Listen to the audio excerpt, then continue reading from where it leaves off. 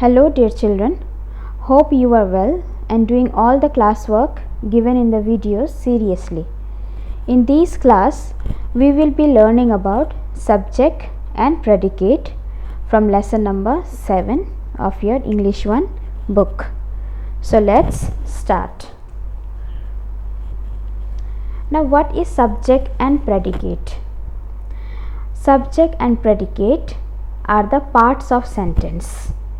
A sentence has two parts, that is called subject and predicate. Now you might be wondering, what is a sentence? A sentence is a group of words that makes complete sense. It begins with a capital letter, ends with a full stop, question mark or an exclamation mark. First, what you have to understand, subject and predicate are the parts of sentence, are the two parts of sentence. Okay, a sentence has two parts. And what is a sentence? A sentence is a group of words that makes complete sense. It begins with a capital letter, ends with a full stop, question mark or an exclamation mark.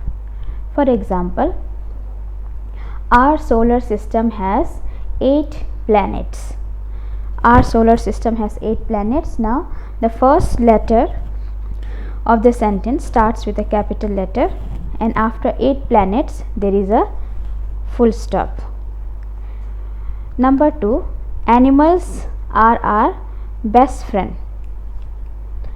Animal A, the first letter is in capital letter, and at the end of the sentence we have a full stop. So these sentences are complete and it makes a meaningful sentence.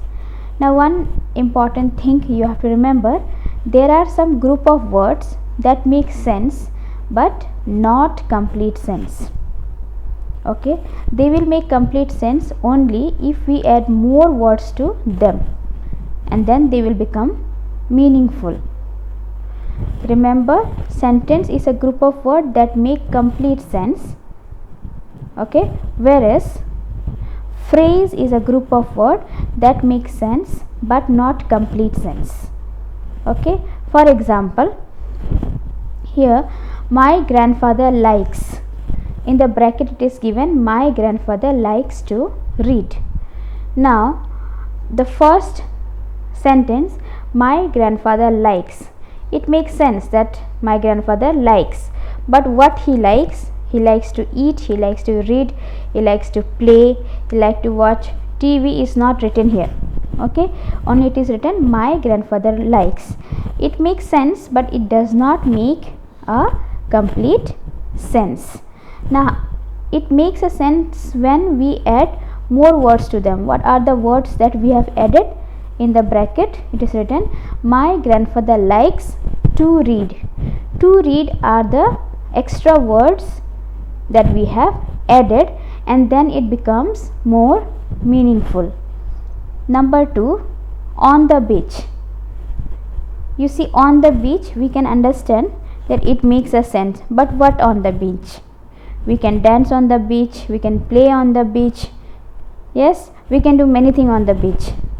But we have not added any extra words to make it meaningful. In the bracket we build a sand castle on the beach. Before on the beach we have added 4 new extra words. We build a sand castle. Okay, that extra words when we have added, the sentence has become meaningful. Okay, a group of words that make sense but not complete sense is called phrase, and a group of words that make complete sense is called sentence. Now when a phrase will be meaningful, it will be meaningful when we add some more words to the phrase. Okay, so always remember the difference between a sentence and a phrase. Sentence makes complete sense, phrase doesn't make any complete sense. It makes some sense but not complete. And what is subject and predicate? Subject and predicate are the two parts of sentence. Okay, now let's see what is subject. Subject is the doer of the action in the sentence.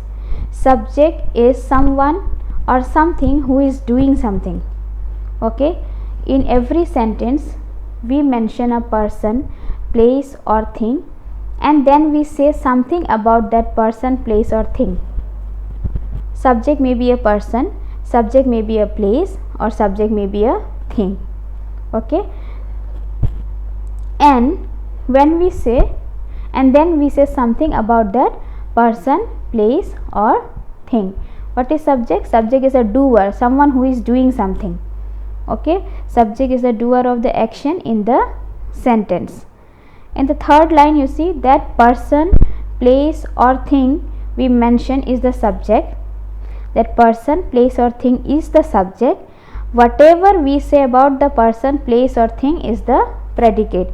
Now what that person is doing, what that person is saying, when we are speaking about that person, that will become the predicate of the sentence.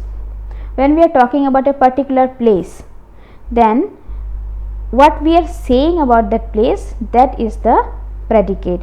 When we are talking about a thing, if suppose a person, you can say John is singing. John is the person. Now what he is doing? He is singing. Is singing is the predicate.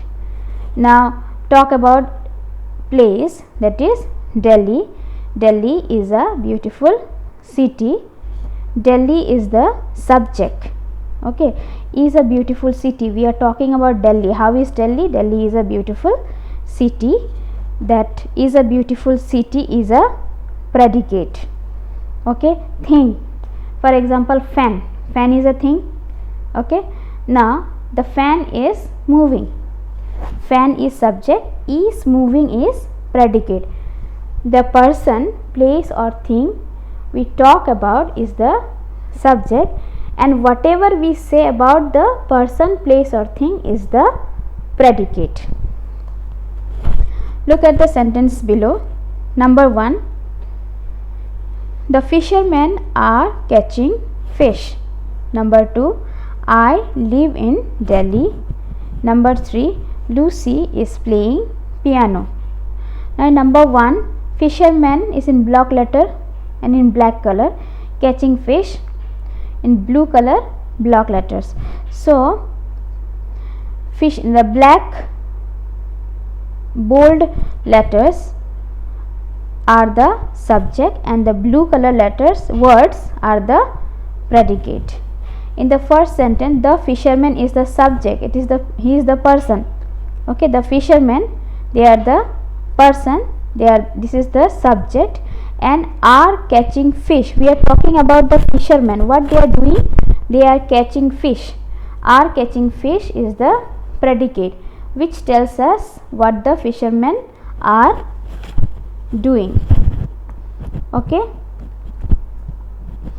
in the second sentence, I is the subject and lives in Delhi is the predicate. I is the person, yes, is the subject, and what that person is doing, he is living in Delhi. That lives in Delhi is a predicate.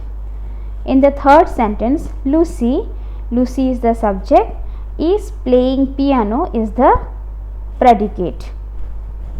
Okay, so what is subject? Subject is the doer of the action. The one who is doing something is the subject, and the one who is doing something is not always the person, it may be place also, and it may be thing or animals also. Now predicate, a predicate tells about the work done by the subject.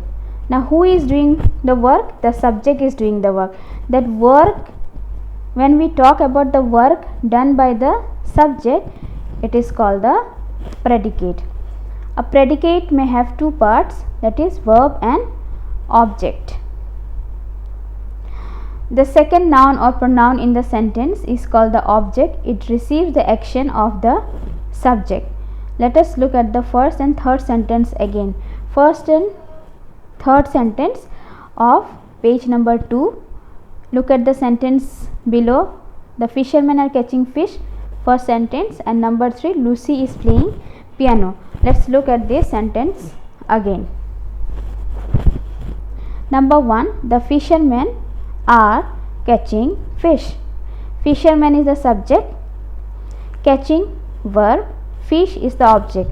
Fish is here noun. Okay, fish is noun, but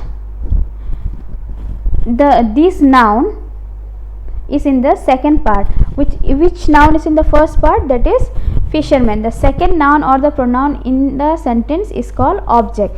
The fishermen are catching fish. Fisherman is the noun that is in the first part, and catching the fish. Fish is also a noun, but that is in the second part. So if the noun is in second part, if any other noun is there instead of one noun, if there are two noun, then the second noun will be the object. The fisherman, subject, catching, verb, fish, object. Now number 3, Lucy is playing piano. Lucy is the subject, playing is verb, object is a noun again, but this is the second noun in the sentence. There are two nouns in the sentence, Lucy and piano. The first noun is subject and the second noun is object. Look at the third line. The second noun or pronoun in the sentence is called the object. Okay, it received the action of the subject. Now the fishermen are catching fish. How many nouns are there? Fisherman and fish. First fisherman is subject, second noun fish is object. In the third sentence, Lucy is playing piano. Lucy and piano are noun. The first noun is subject and the second noun is object. The subject is connected with the object through verb in the sentence. Both the verb and the object complete the information about the subject. Now the fisherman, subject, catching, verb and object. After subject, what we need to make a sentence? We always need subject, verb and object. If you have only subject and verb in a sentence, then the information is not complete. We need subject, verb and object together in the sentence so that the information become meaningful. If you are writing the fishermen are catching, what they are catching, it is incomplete. They may be catching anything, not only fish, anything they may be catching. So you need to add object to make the sentence meaningful. Okay, what you need in a sentence? Subject, verb and object. Always remember the subject is connected with the object through verb. After subject we have verb and then we have object. Both the verb and object complete the information about the subject. Remember, only noun or pronoun can be an object. Only a noun or a pronoun can be a object. What is pronoun? Pronoun is a word used in place of a noun. Yes or no? Like he, she, it, they, him, her, all these are pronoun. Only a noun or a pronoun can be an object. You cannot make a verb as an object, adjective or any other parts of speech. You cannot make them as an object. Only noun and pronoun. And number 2 point, subject may be missing in imperative sentence. Now what is imperative sentence? You have already learned in the previous class 2 and 3. A sentence which expresses a command, order or request. Okay, these are called imperative sentence. In these type of sentence, subject may be missing.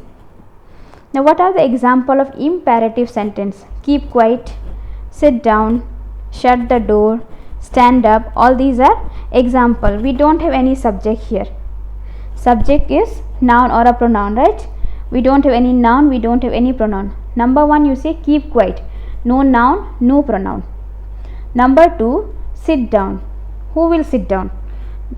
Neither a name is given nor any pronoun is given there. Sit down, only simply sit down is written. Now who will sit down? We don't know that. Number 3, stand up.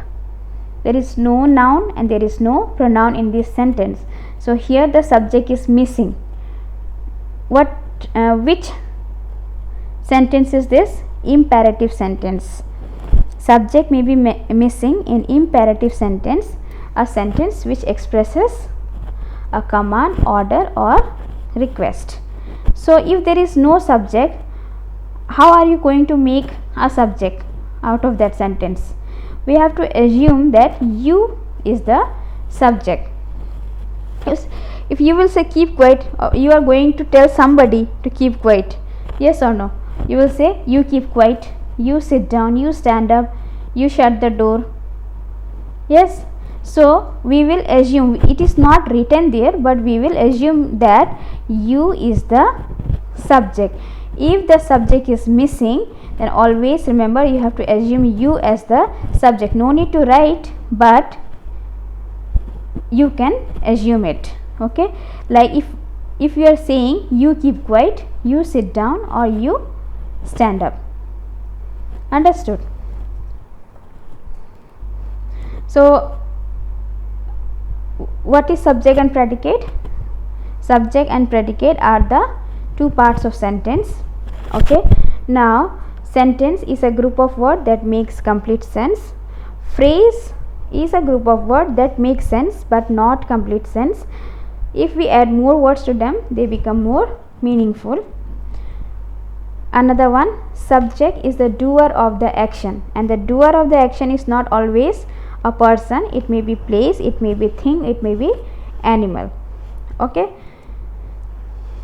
and predicate tells about the work done by the subject. Okay, in a sentence what we need subject, verb and object. If there are two noun in the sentence, then the first noun will be the subject and the second noun will be the object, like shown in example number 1 and 3. Okay, and what can be the object? Only a noun or a pronoun. Okay, you cannot make any other parts of speech as object, and sometimes subject will be missing. It will be missing every time in imperative sentence. If the subject is missing, you have to assume you as the subject. Okay, I hope you have understood the lesson. So in the next class we will do the exercises. Thank you.